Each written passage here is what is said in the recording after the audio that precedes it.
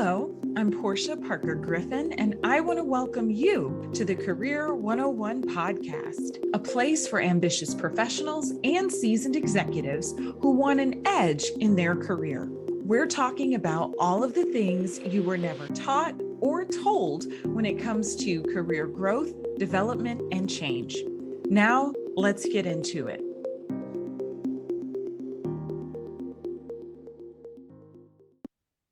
Today, we are talking about enhancing teamwork at work with Rennie Curran. Rennie Curran is a former professional athlete who currently serves as an active keynote speaker, author, and the CEO of Game Changer Coaching. Recently inducted into the Gwinnett County Sports Hall of Fame, Georgia versus Florida Hall of Fame, and UGA 40 Under 40, he uses his platform to inspire students, athletes, and business professionals to reach their fullest potential. His experiences of overcoming many circumstances allowed him to reach his childhood dream of becoming a three-time All-American, Butkus Award finalist, permanent team captain, and a third-round draft pick in the 2010 NFL Draft. Rennie has transitioned into becoming a successful entrepreneur, which has given him a unique perspective on what it takes to handle adversity and maximize opportunities while having a positive impact on others. Hi, Rennie. How are you today? I'm doing great, doing great. Thanks so much for having me on. Absolutely. We are excited to have you with us to discuss enhancing teamwork at work. But first, we want to know a little more about you. So tell me about 7-year-old Rennie. Oh man, that's a lot going on at 7 years old. So I was the knucklehead of the family. I am the only boy, youngest as well.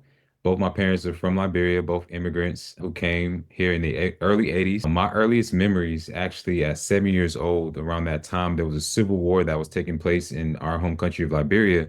And so at that time, I really saw a lot of sacrifices being made around me. My mom worked as a nurse. She worked at Grady in Atlanta. If anybody has been to Atlanta, they all know Grady. That's where you go if you get shot. That's it's a Right. lot going on. She worked there 40 years, and dad at that time was in the shoe repair business. So he had a shoe repair franchise and fixed shoes 12 hours a day. And both of them at that time were really sacrificing for our family. Like they both put the family on their back, both being the breadwinners, the oldest in their families, opposite of me. And so I saw them a lot of times just making many sacrifices, being selfless, sending money back home to Liberia, helping a lot of our relatives, both direct and extended family, to come to America and start a whole new life. Faith was a big part of my early beginnings as well too at 7 years old. So I spent a lot of time in church.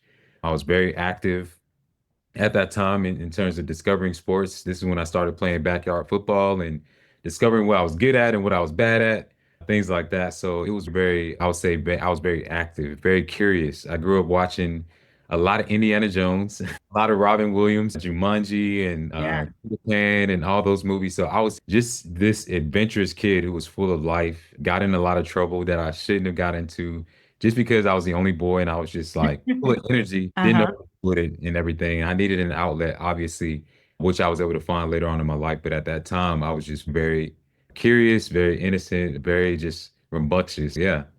Yeah. It sounds like you've been pushing the limits for a while, Rennie. Yes, I was definitely a daredevil. I was in those streets at a very early age. Like my parents were always working. So luckily they eventually got me into the Boys and Girls Club. Before that, I was already like finding myself wandering, like just doing stuff. If you would have stopped me at that age, doing something in the middle of doing something dumb and be like, Rennie, what are you doing? I don't know. I'm just like out here and everything. So it's very interesting when I look back my life.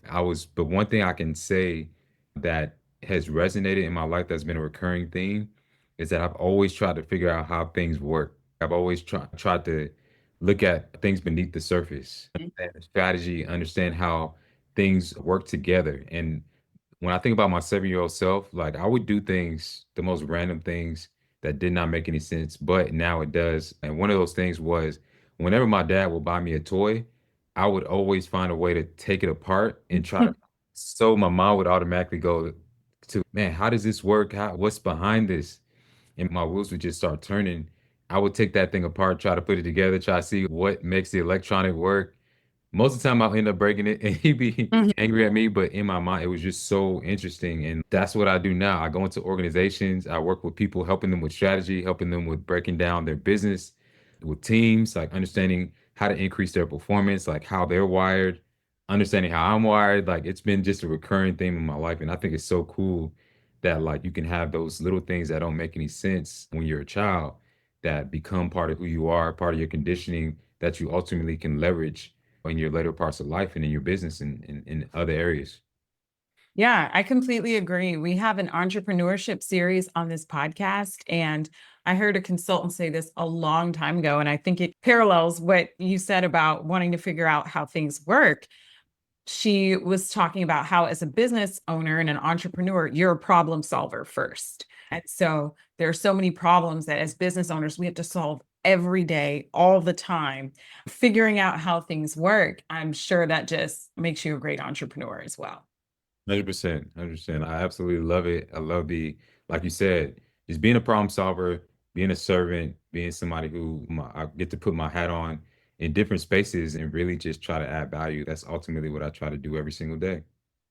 That's great. So, Rennie, I think a lot of people know a little bit about your career already, but I want you to tell us about some highlights or pivotal moments in your career before you started the business that you have today. Yeah, 100%. And basically, when I think about my career before I got into what I do now, it was very humble beginnings. When most people think about athletes, especially high performing, award winning athletes, they really automatically revert to the finished product. You read out the awards, the accolades. I did not start out like that. I was the definition of underdog.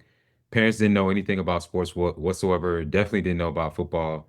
And it was one of those things I just discovered that I happened to be good at. I actually started by playing music first. I played piano, played the drums in church, played the viola in the orchestra, and I realized that I was good. Like I was athletically inclined. And the biggest thing about sports that really drew me in was the fact that I was a part of a team, which meant I had not just teammates, but these guys became my brothers. And so that was the foundation, like the brotherhood that was forged very early on. I started playing football at 10 years old, and my little league coach basically became like my second father. Most of the time, my coaches would pick me up every single day for practice.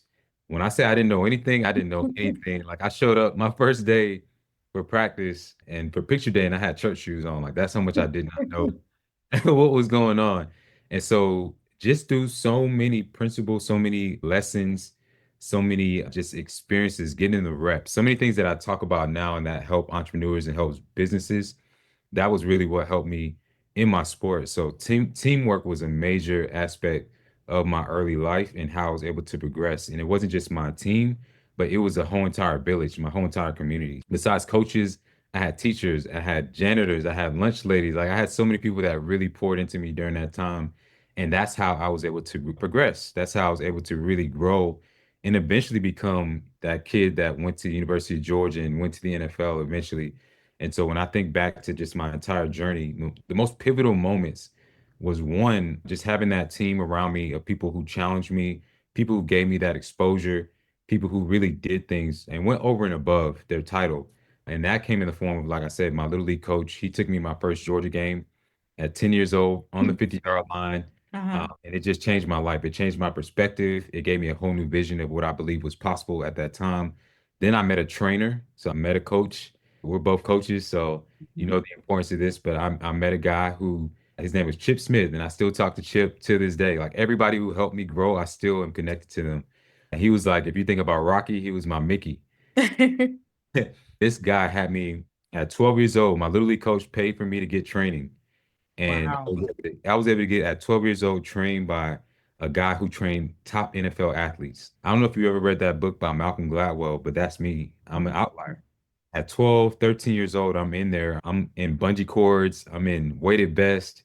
I'm seeing like NFL athletes walk around me. I'm jerseys and everything. And so that was one of the most second most pivotal moment was just being in an environment that demanded excellence, that really challenged me to go over and above where I even believe I can do. And it stretched me. And so by the time I got to high school, I already had those experiences.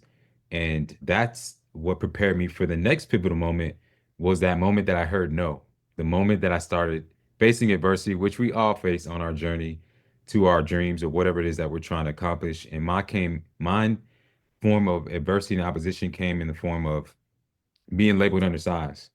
So I got moved in my position from running back at that time to linebacker, which never wanted to play linebacker. But after talking to my little league coach, overcoming the frustrations, that's where he told me something I never forget. Rennie Curran, focus on what you can control. And that's been a resonating theme, especially right now with Mhm. everything going on. You got to focus on what only you can control.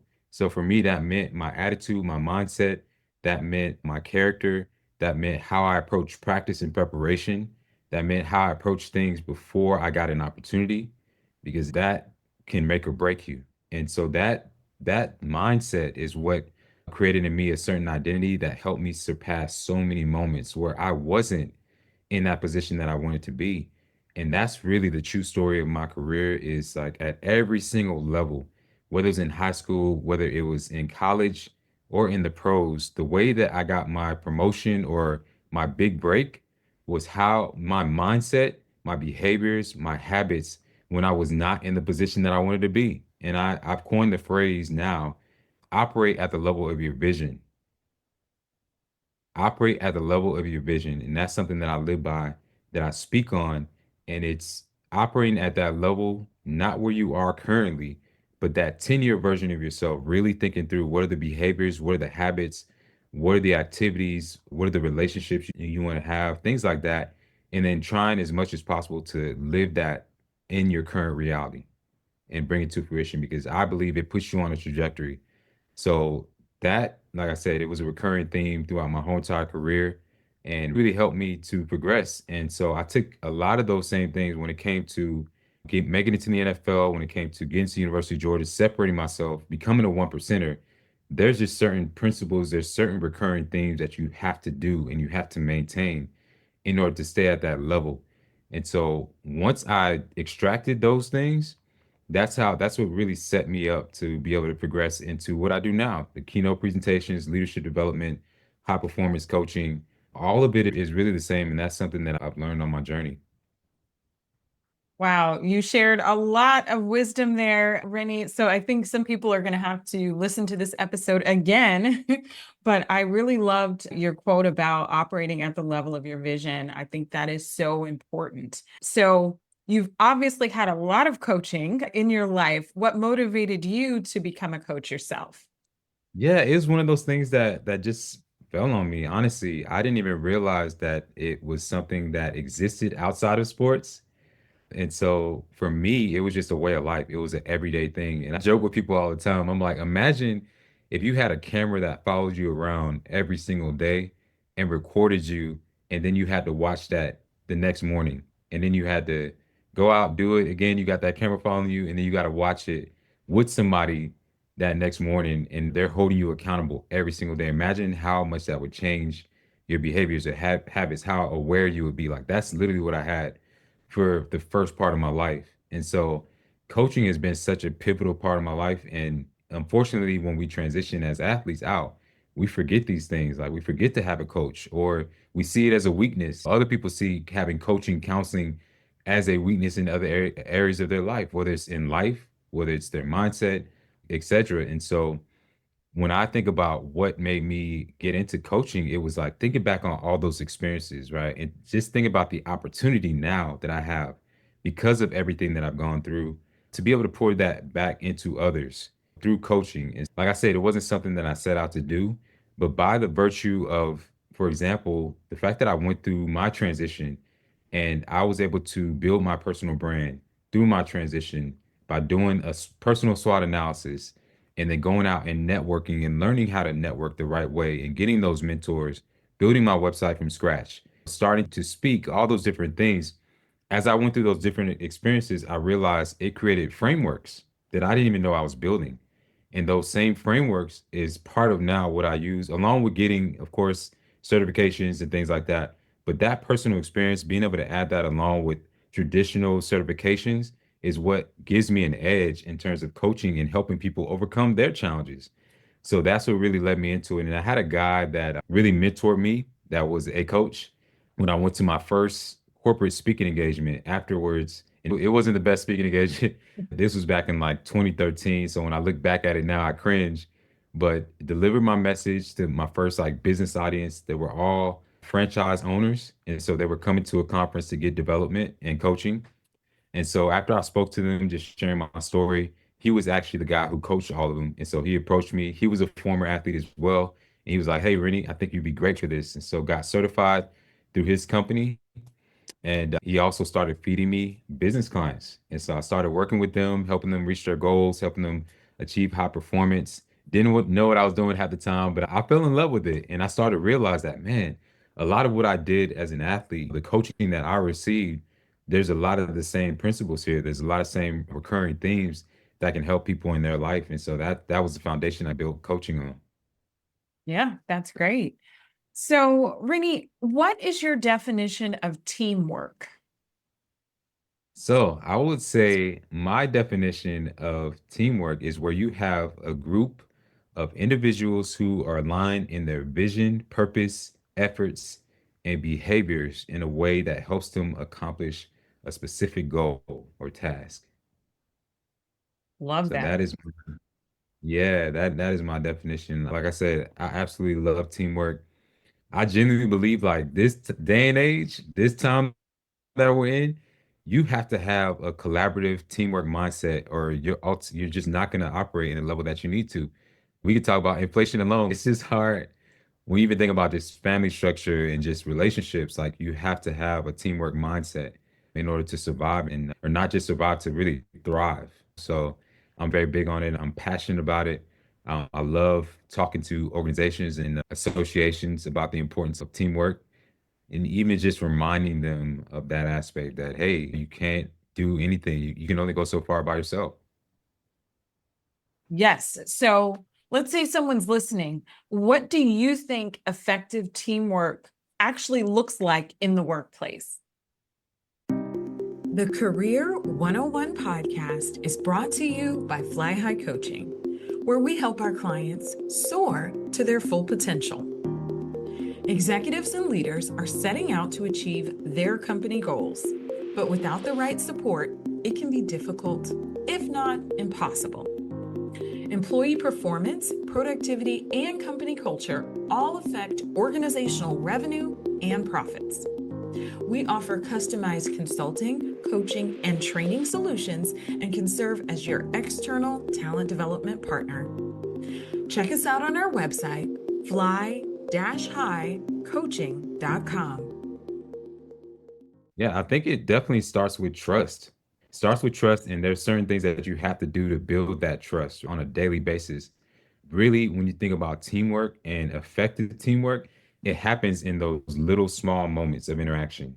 And it's the same thing with when you look at leadership, when you look at culture, how culture is built. All these are built in those small little exchanges. So everything from your body language, your communication, how you handle challenges, how you handle your day-to-day tasks. Are you just going through the motions? Or are you really trying to operate with excellence? Do you acknowledge each other?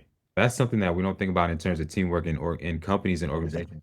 Do we even speak to each other, or we do we just walk by each other and then only communicate when we need something from each other? Like all those little small moments lead to your biggest outcomes and your biggest wins. And there's so many statistics just around engagement and how that affects it affects just your ability to operate as a team, your productivity, it affects your culture, it affects retention, burnout. If it there's a statistic that even talks about how if you're in a caring environment where you feel like your manager and this person cares about you and your colleagues, you actually have a relationship with them, that affects your retention, that affects your ability to bounce back, your resilience. So there's so many things when you think about teamwork that can enhance it in the workplace. But like I said, it really starts with those small interactions and being intentional because ultimately that's what creates a culture. Yes. So, back in episode 5, we discussed being a team player. From your perspective, what does it mean to be a team player at work? Yeah, I think it starts with the golden rule, treating others the way that you want to be treated. That's where it all starts, is the intention that you put out there. When you're a team player, you have that servant mindset. So that's just simply, hey, I'm here for you. I have the best intentions. I want to see you win just as much as I want to win. If you don't have that, you can't fake that, right? We all know that person that when we come across them, they're talking to us, but it's really they want something. We all know that person. We think about that person when the phone rings and we look at their name. Yep. We know they're just calling because they need something. So that's something you cannot fake is that authenticity, showing that you care, showing that you genuinely want to see others win and just trying to be a servant at the end of the day. I think that's the best way to describe a great teammate is somebody who is selfless. You know they got your back. You don't have to question who they're going to be on a certain day. They're consistent in terms of their character. They show up even when at times they don't necessarily feel like it, they don't have to, but that's just who they are. And then they're positive. That's another thing. The worst teammate to have is somebody who is consistently negative. That person who, like I talk about, when you got a solution, you got 5 ways that something's gonna could possibly work. They got 10 reasons why it won't work. And that holds, man. One saying that I have with one of the teams that I work with, a guy by the name of John Gordon, we partner on doing workshop facilitations on speaking engagements. But the saying that we have as part of this company is one player can't make a team, but one person or player can break a team. One Mhm. player or one person can't make a team, but one can break a team. And you see it happen all the time, especially in sports, right? Because there's that immediate feedback. Where you see the one player who just crashes, who's having a horrible day, so they drag everybody else down. You see the same thing in organizations. It could be that one person that's just a cancer, the person who gossips, starts rumors, the person who doesn't really just goes through the motions, the person who doesn't really engage, the leader that is inconsistent, the leader that you give feedback to, but they don't really implement any type of change.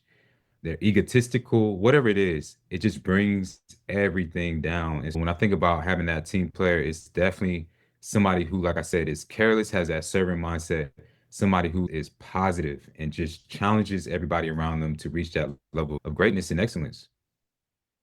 Yeah, I think you outlined that really well.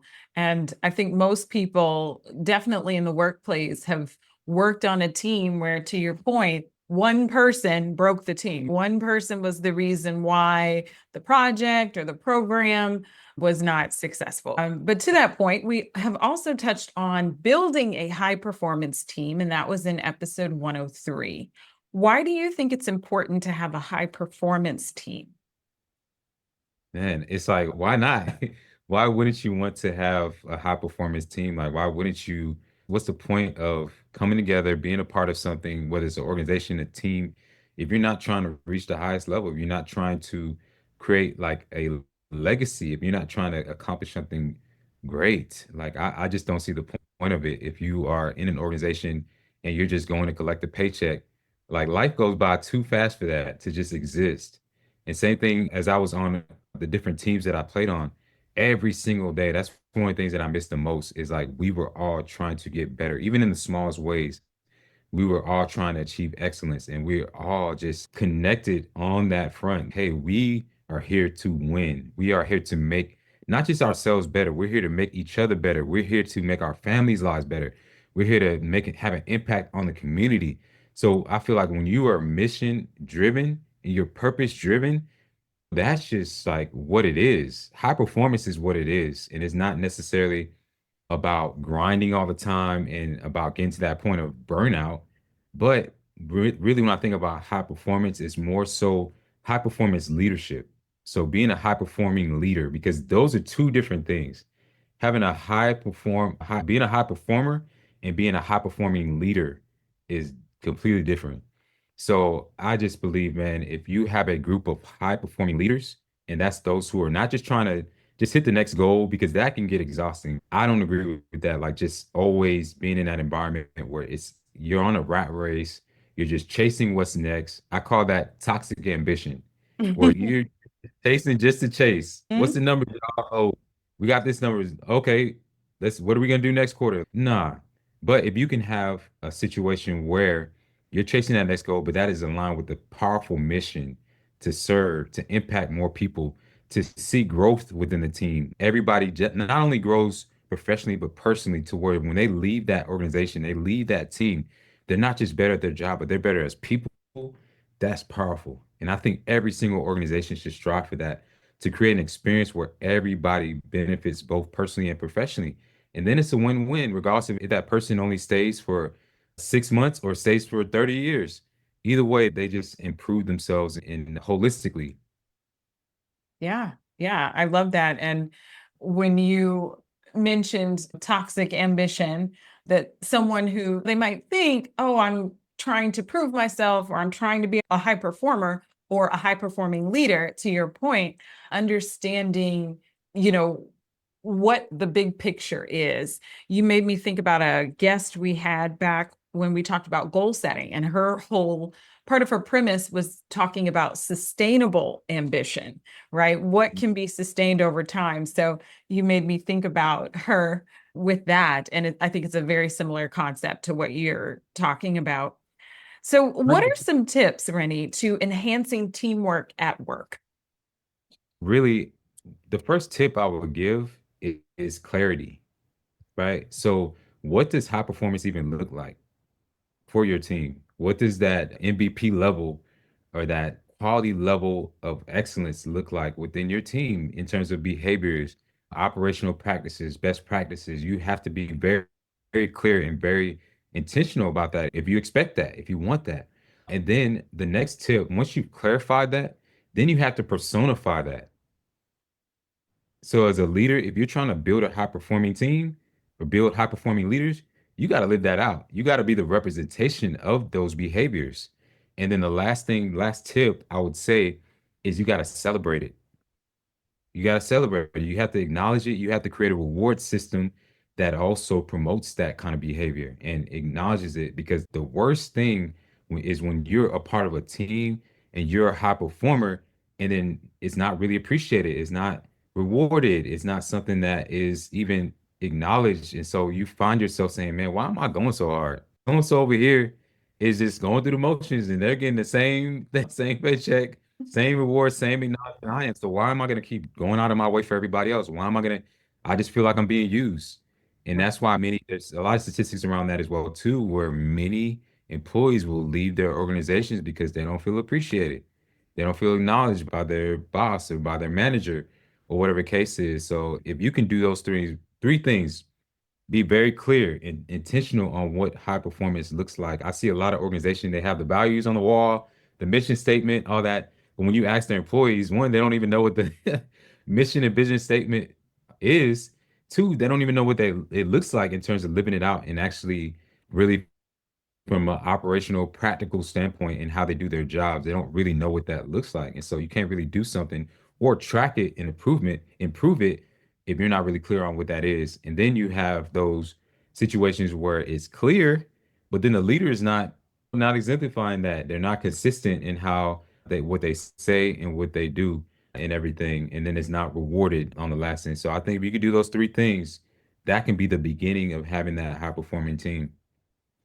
Yeah, that's great. And I think you were getting to this already, but I want to know from your perspective, what are some of the biggest challenges you've seen executives and professionals have with teamwork at work?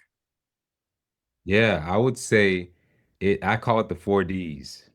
So the 4 Ds is something I talk about when I speak to different teams and organizations. And the first D is distractions. So you got tons of distractions with a lot of teams and organizations. Distractions can mean gossiping. Distractions can mean dealing with difficult clients and letting them get under your skin. Distractions can be that one negative person who's bringing everybody down. It can be stuff that's on social media, politics, the stuff that happens before you even get in the office that has nothing to do with your mission and vision. And then once distractions take a hold, it creates doubt.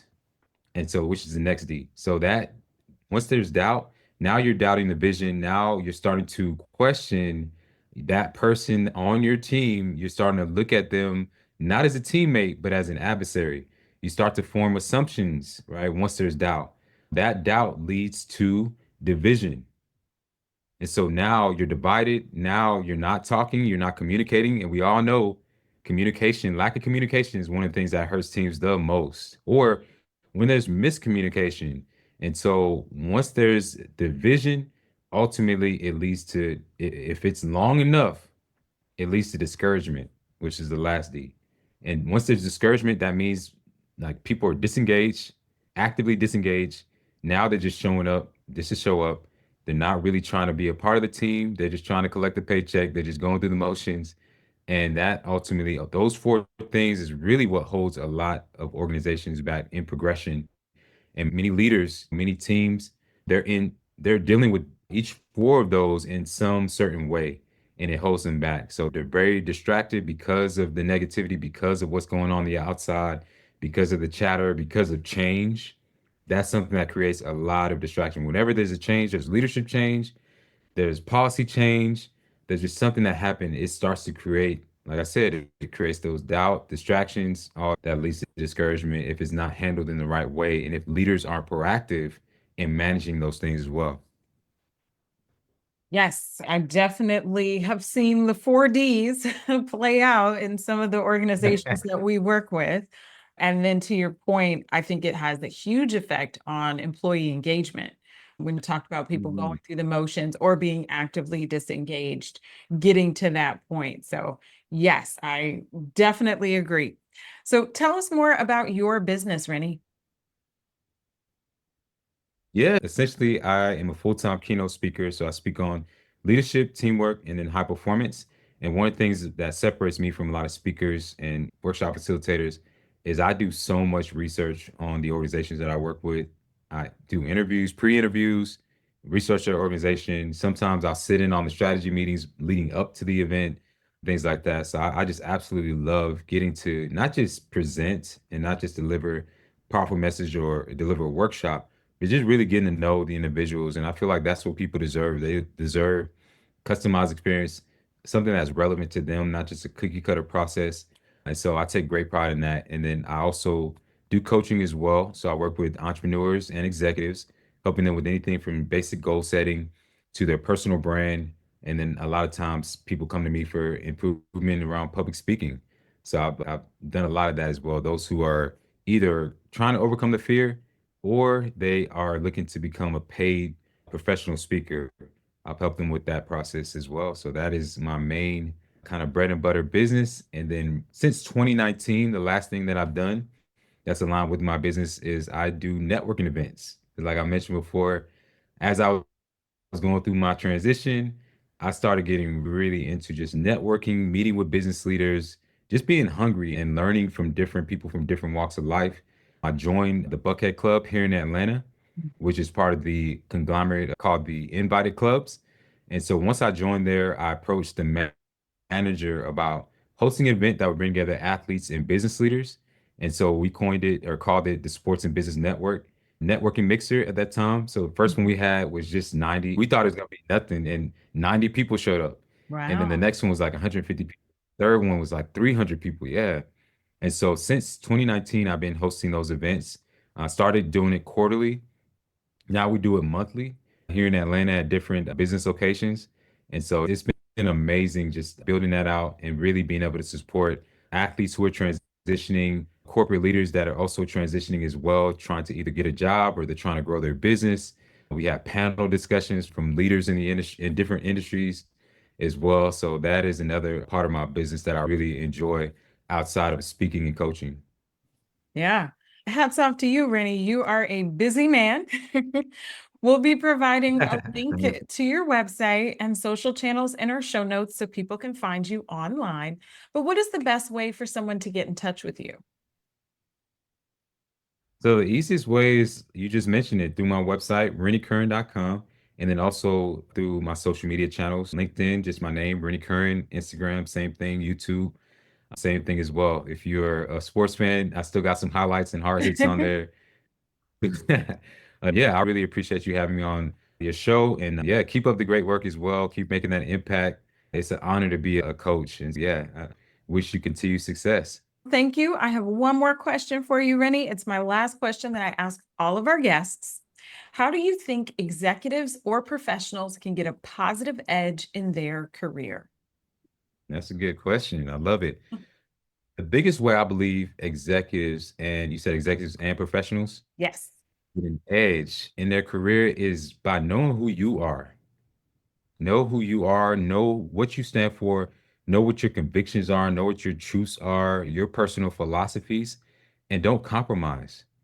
So many people lose their edge because they get into environments, they get into cultures, they get into positions where they're not being promoted, they're not whatever, and they lose who they are. They lose what they stand for, what they represent, what they want their legacy to be.